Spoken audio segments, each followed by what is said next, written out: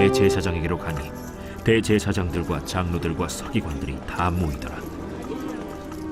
베드로가 예수를 멀찍이 따라 대제사장의 집들 안까지 들어가서 아랫사람들과 함께 앉아 불을 쬐더라. 대제사장들과 온 공회가 예수를 죽이려고 그를 칠 증거를 찾되 얻지 못하니, 이는 예수를 쳐서 거짓 증언하는 자가 많으나 그 증언이 서로 일치하지 못함이라.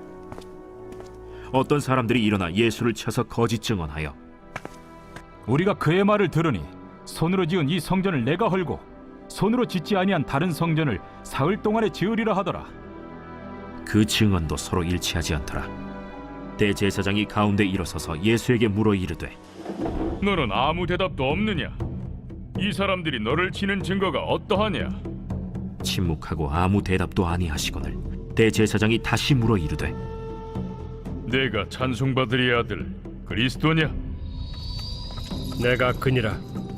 인자가 권능자의 우편에 앉은 것과 하늘 구름을 타고 오는 것을 너희가 보리라. 대제사장이 자기 옷을 찢으며 우리가 어찌 더 증인을 요구하리요? 그 신성모독하는 말을 너희가 들었도다. 너희는 어떻게 생각하느냐?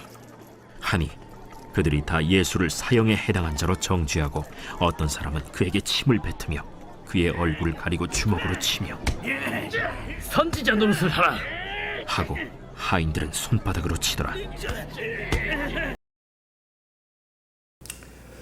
진리 되신 예수님을 따라야 할 이유, 이런 제목으로 말씀을 나누렵니다.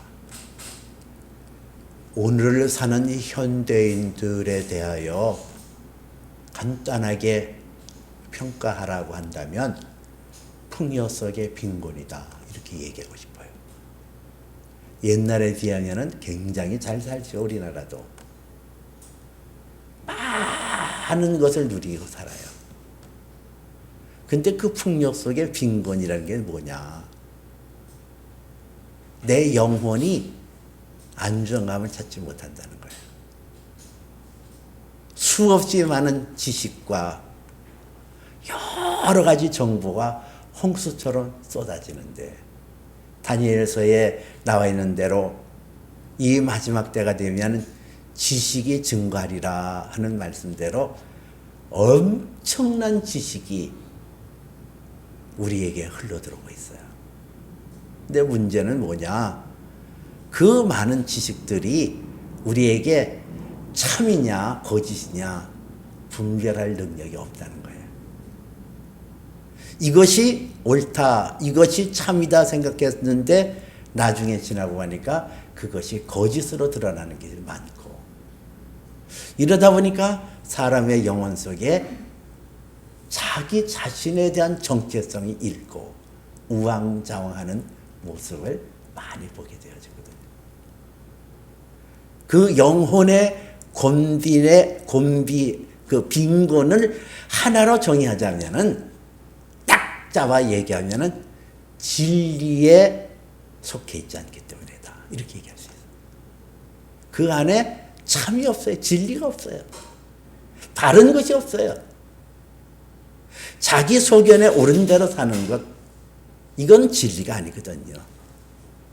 오늘 성경에서는 마가복음 14장 53절서부터 65절까지 진리이신 예수께서 산헤드린이라고 하는 공회원들에게 붙잡혀서 신문을 당하는 내용과 베드로라고 하는 예수님의 12 제자 중에 가장 앞장섰던 베드로가 어떻게 예수님한테 대하고 있는가, 이런 모습을 우리에게 보여주고 있어요.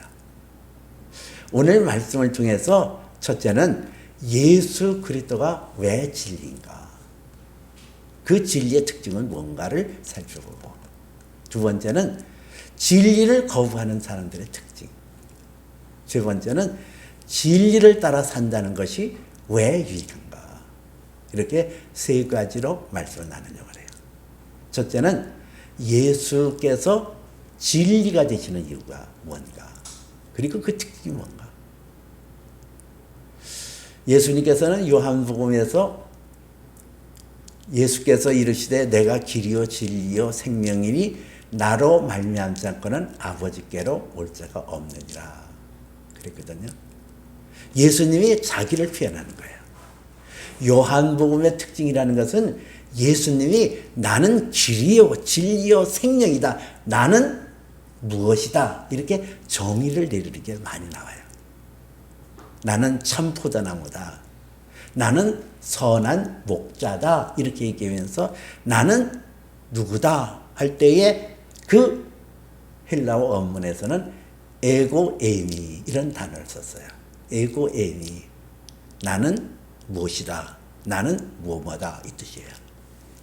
근데 이 에고 에미라는 것은 출애굽기 보니까 모세가 그 이스라엘 백성들에게 당신의 이름을 무엇이라고 할까요? 할 때에 하나님께서 하시는 말씀이 있어요.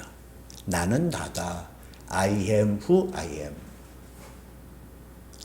하나님은 나는 나다라는 거예요. 이건 나는 나다라는 것은 어떤 누구에게 의존하지 않고 나는 나다. 영원토록 존재하는 그런 분이시다. 근데 예수님께서 구약성경 출애굽기에 나와 있는 하나님의 표현 나는 나다. I am who I am. 그것을 헬라어로는 에고 에미 나는 나다. 이렇게 표현함으로써 예수님은 당신이 진리인데 이 진리는 오직 하나님으로부터 온 것이다 라는 것을 보여주고 있어요. 진리라는 뜻은 엘레데이아라는 헬라어를 쓰거든요. 이 엘레데이아라는 뜻은 감출 것이 없는 이런 뜻이에요. 이 진리는 감추져 있지 않아요. 여러분과 저에게 호흡하고 있는 순간, 의식하고 있는 순간, 때로는 의식하지 않더라도, 깨어있지 않더라도 진리는 명명백백하게 우리에게 흘러들고 있어요. 그 진리는 감춰올 수가 없는 거예요. 진리의 독특성이라는 것은 감추지 않아요. 그리고 그 진리는 변함이 없거든요. 히브리서에 보니까 예수 그리스도는 어제나 오늘이나 영원토록 동일하시느니라 그랬어요. 진리는 절대로 변하지 않아요. 영원토록 변함이 없어요. 처음과 나중, 알파, 오메가, 처음과 끝이 똑같아요. 변질이 없습니다. 그러니까 그대로예요. 오늘 성경 마가복음 14장 61절에 보니까 그 대제사장들이 예수께서 아무런 말씀 안 하고 침묵하여 아무 말도 안 하니까 대제사장이 다시 물어 이르되 내가 찬송받을 이의 아들 그리스도냐 이렇게 물어요. 이 찬송받을 이의 아들 그리스도냐 이 뜻은 하나님을 찬송받을 이라고 표현했거든요. 이것은 출애굽기 20장에서 내 하나님 여호와의 이름을 망령되게 부르지 말라.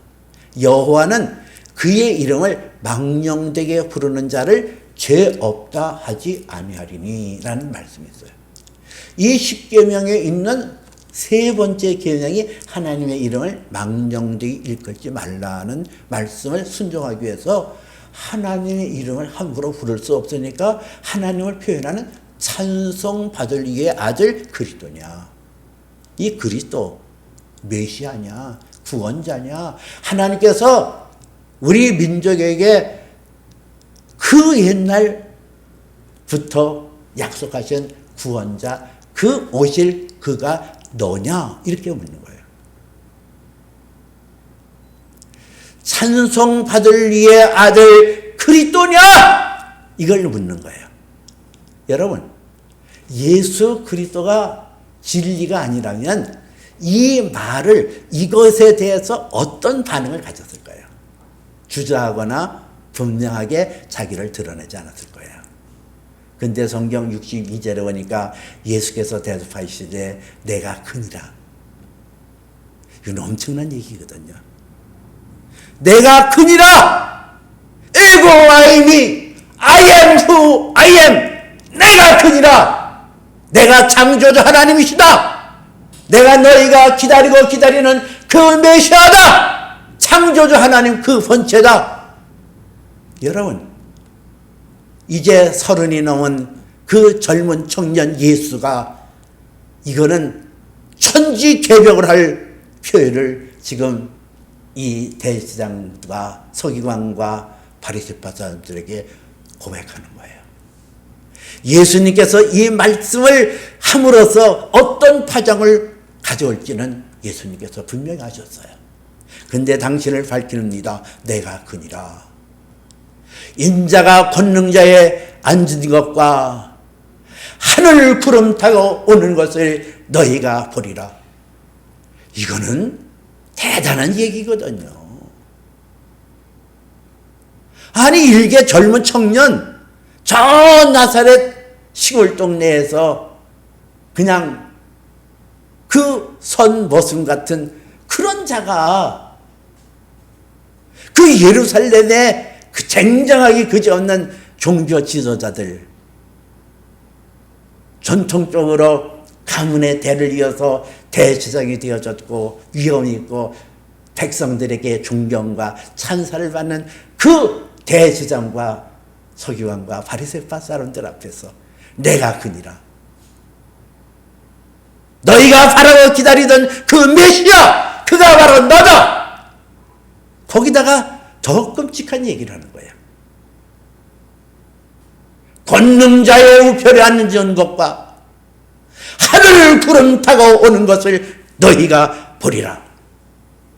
여러분, 이 진리라는 것은 자기 정체성을 분명하게 하는 거예요. 나는 누구다. 나는 누구다. 에고 아이미 나는 누구다. 정확히 아는 거예요. 예수님은 당신을 그렇게 밝히는 겁니다.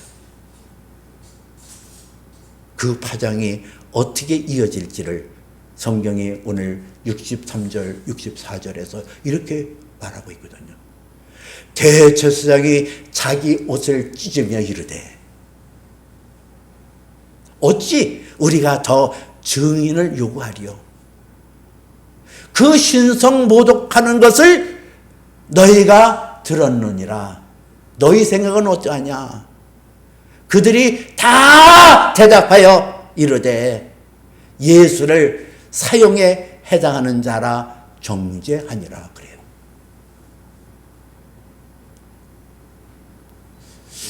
야, 진짜 이게 파장이 지금 놀라운 파장이 일렁거리고 있거든요. 옷을 찢으며 그 옷은 그 대제사장이 화려한 제사장 옷을 입는 거거든요. 근데 그 옷을 그냥 찢으며 이것은 격분하는 걸 말해요.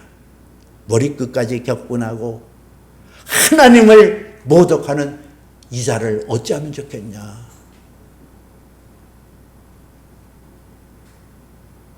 진리라는 것은 죽음 앞에 두려워하지 않습니다. 서두르거나 뒤로 물러가지 않아요. 진리는 당당하게 나섭니다. 우리가 이 세상에 살면서 자기 정체성을 잃어버리기 때문에 우리는 흔들릴 때가 너무나 많아요. 나는 누구냐? 여러분은 누구라고 생각합니까? 세상에 흔들려지는 바람과 같은 그런 철학에 의해서 나의 정체성이 세워지나요? 담대함이 없어요. 흔들려요. 자빠져요. 그러나 예수 그리스도는 진리이기 때문에 그 진리 가운데 자기의 아이덴티티, 자기의 정체성을 분명히 하는 거예요. 내가 그니라. 에고 아이니 I am who I am. I am who I am. 나는 그니라. 자기를 나타낼 수 있어요. 이것이 바로 진리의 특성이에요. 자기의 정체성을 분명히 하는 겁니다.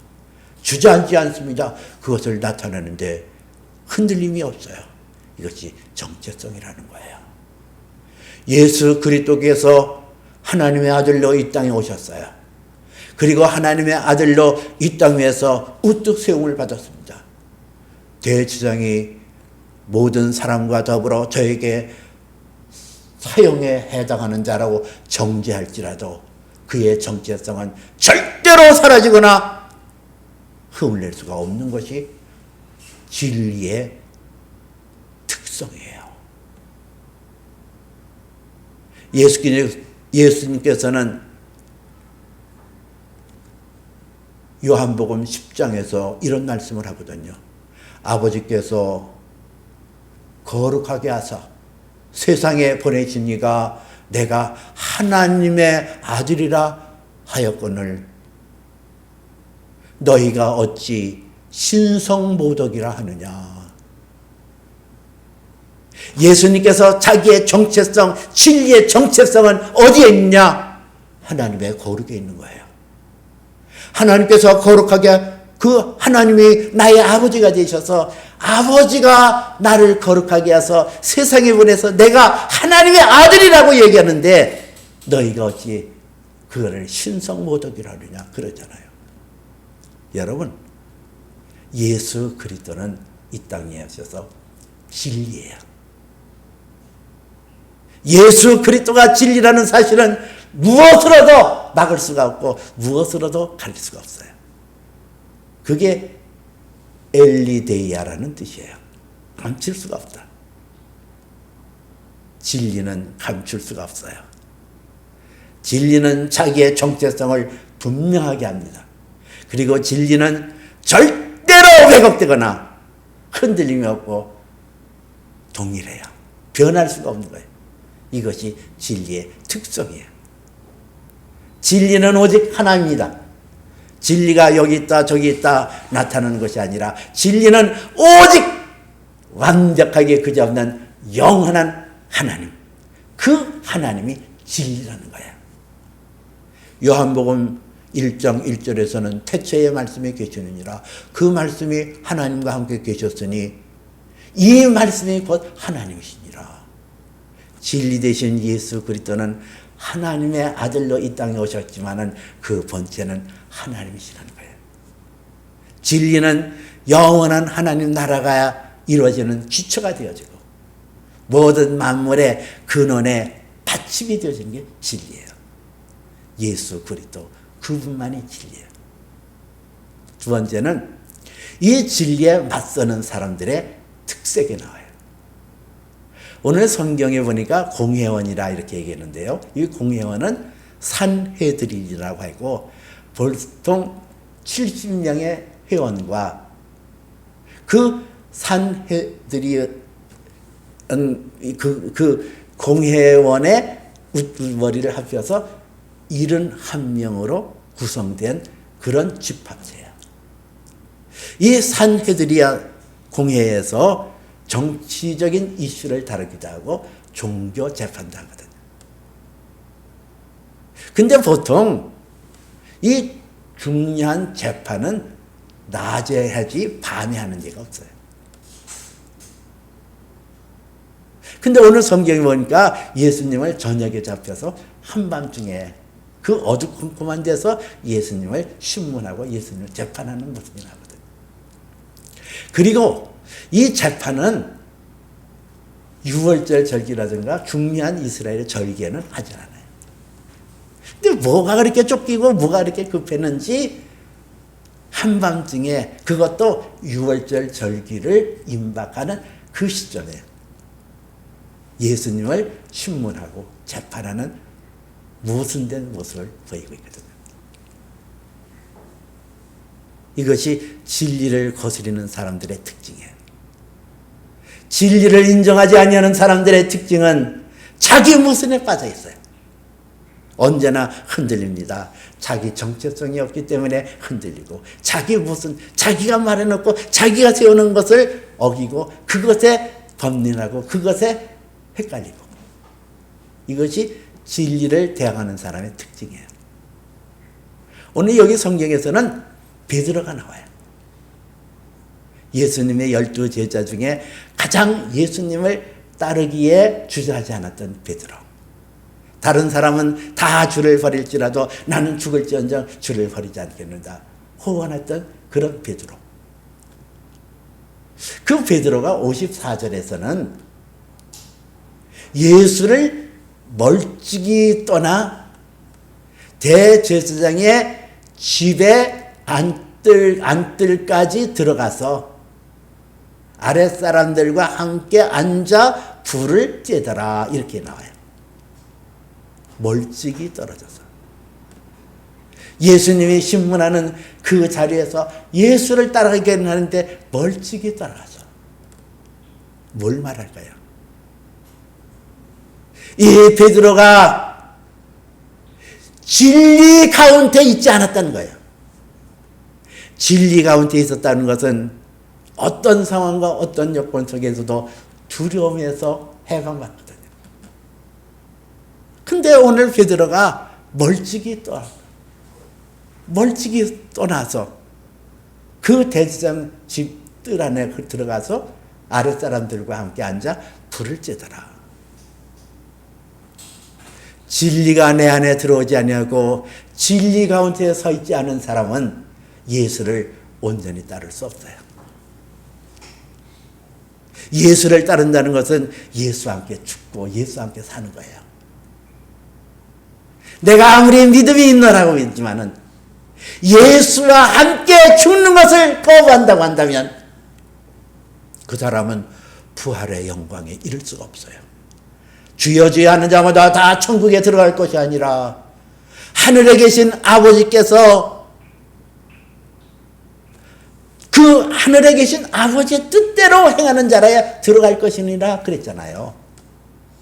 그 하늘에 계신 아버지의 뜻이 뭘까요? 그것은 진리 가운데 거하는 거고, 진리라는 것은 예수 그리스도의 죽음과 사심인 복음의 핵심, 그거를 순종하고 가는 거, 이게 진리 아니에요.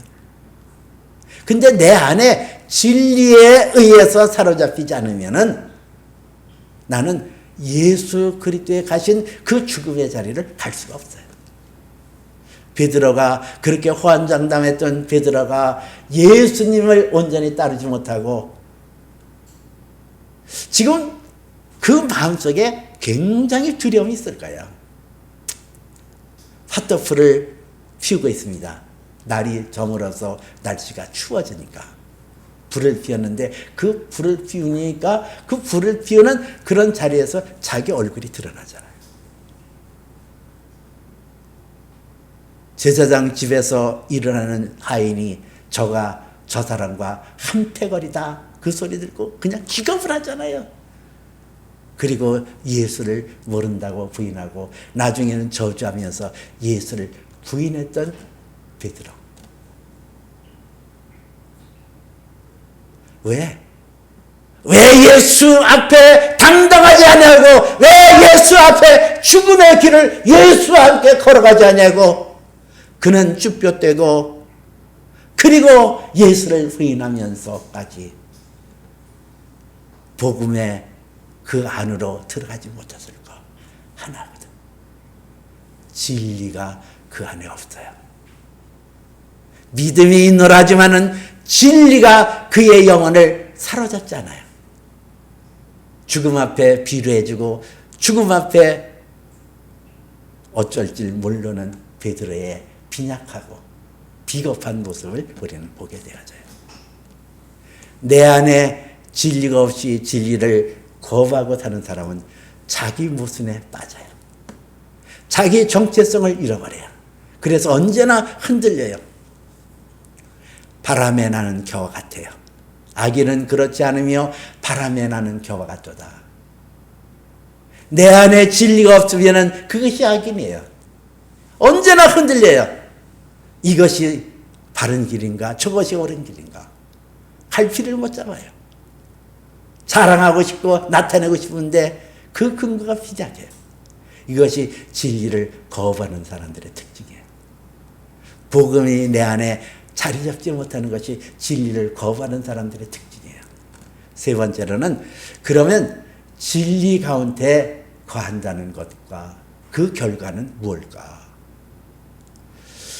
이 성경이 기록되기 전에 빌립보 가이사랴 지역에서 예수님께서 제자들에게 하시는 말씀이 나와요. 사람들이 나를 누구라 하더냐. 제자들이 얘기하기를 어떤 이들은 세례 요한이라고 하고 어떤 이는 선지자 엘리야라고 하고 어떤 이들은 예레미야라고 하고 선지자 중에 하나라 하더이다. 그래? 그러면 너희는 나를 누구라고 하느냐? 그럴 때 베드로가 대답하여 이르되 주는 그리스도시요 살아계신 하나님의 아들이십니다. 이 유명한 말을 해요. 여러분 지금 앞절에서도 말씀드렸습니다마는 베드로가 주는 그리스도시요 살아계신 하나님의 아들입니다. 고백을 했어요. 그럼 우리가 생각할 때는 이 시간적으로 지금 이 대제사장 뜰에 있을 때보다 훨씬 전에 베드로의 고백이 주는 그리스도시요 살아계신 하나님의 아들입니다 하는 고백을 했거든요. 그 고백이 왜 진리가 아니냐. 그렇게 고백했는데 왜 예수를 죽기까지 내가 주를 따를지언정 주를 버리지 않겠는다. 그 고백대로 행하지 못했을까. 그 예수 그리스도가 주는 그리스도시요 살아계신 하나님의 아들이십니다 하는 고백을 듣고 예수님께서 하시는 말씀이 바요나 시몬아 내가 복이 있도다. 이것을 내가 알게 한 것은 혈육이 아니라 하늘에 계신 내 아버지께서 하신 것이라 그래요. 여기 보니까 예수님께서 이것은 혈과 혈육이 아니야. 이것을 내가 알게 한 것은 혈육이 아니라 하늘에 계신 내 아버지라. 이 진리 가운데 거하고 진리 가운데 세움을 받는다는 것은 어떤 학문으로 얻어지는 게 아니라는 거예요. 내가 공부를 많이 해서 예수가 진리가 되고 그 진리를 받아들이는 게 아니거든요. 진리라는 것은 지식으로 받아들이는 거 아니에요. 하늘에 계신 아버지께서 알게 하셔야 된다. 이 알게 한다. 이 본래 뜻은 감췄던 것을 드러나게 한다는 거예요. 아버지께서 너에게 성령을 통하여 감췄던 그 진리를 너에게 주지 않으면 예수 그리스도가 하나님의 아들이요 그리스도가 되심을 알 수가 없다는 거예요. 그리고 예수님께서 내 아버지라 그랬거든요. 내 아버지가 아니라 하나님의 내 아버지가 아니라 내 아버지다. 이렇게 얘기해요. 근데 성경은 분명히 요한복음 1장 12절에서 영접하는 자 곧 그 이름을 믿는 자들에게는 하나님의 자녀가 되는 권세를 주었느니라 그랬거든요. 그 요한복음 1장 12절에서 영접하는 자, 곧 그 이름을 믿는 자들에게는 하나님의 자녀가 되는 권세를 주었느니라 하는 것과 오늘 마태복음 16장에서 예수님께서 내 아버지라고 지칭하지 않고 내 아버지라 해서 내 아버지가 아닌 것이라고 얘기하는 그 상이한 것은 어떻게 우리가 이해해야 될까? 우리가 하나님을 나의 아버지라고 부르게 되어질 수 있는 하나의 통로는 하나님의 영, 성령으로 거듭나야 돼요. 영으로 말미암지 않고는 하나님을 나의 아버지라고 부를 수가 없어요. 오직 양자영 성령을 통하여 하나님이 나의 아빠, 아버지가 되시거든요. 베드로가 마태복음 16장 가이사랴 빌립보 지역에서 고백할 때는 성령이 그 안에 계시지 않았어요. 근데 나중에 성령이 그에게 임하시니까 그가 하나님은 나의 아버지다 이렇게 고백할 수 있는 거거든요. 그래요.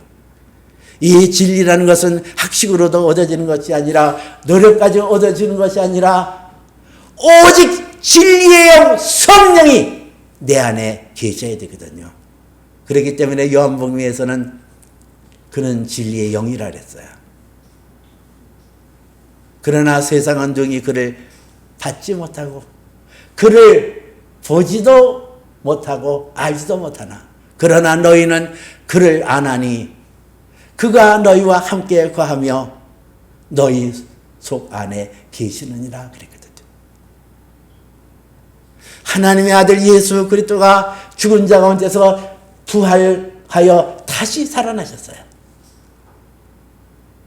예수님은 이 땅에 성령으로 잉태하셨고 그 성령에 의하여 기도하셨고 성령에 의하여 죽은 자 가운데서 살아나셨어요. 철저하게 육신으로 오신 예수 그리스도는 성령으로 사역하셨고 성령으로 하나님 나라를 증거하셨거든요. 그런데 하나님께서 그의 아들 예수 그리스도를 통하여 구원받은 모든 믿음의 자녀들에게 하나님은 성령을 주셨다는 거예요.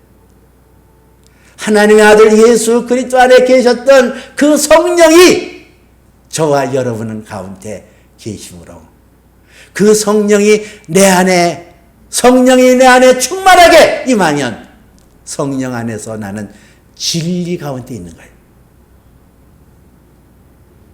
성령이 내 안에 계셔서 내가 진리 가운데 있으면 나의 정체성이 세워지는 거예요. 그런즉 누구든지 그리스도 안에 있으면 새로운 피조물이라 이전 것은 지나갔으니 보라 새 것이 되었도다. 나는 새로운 피조물 되어서 내 안에 성령, 내 안에 양재형 성령이 계심으로 하나님이 나의 아버지가 되셨고 나는 하나님의 자녀가 되어졌다. 나는 택하신 족속이 되어졌다. 나는 거룩한 나라가 되어졌다. 나의 정체성이 확연하게 딱 사라지는 거예요.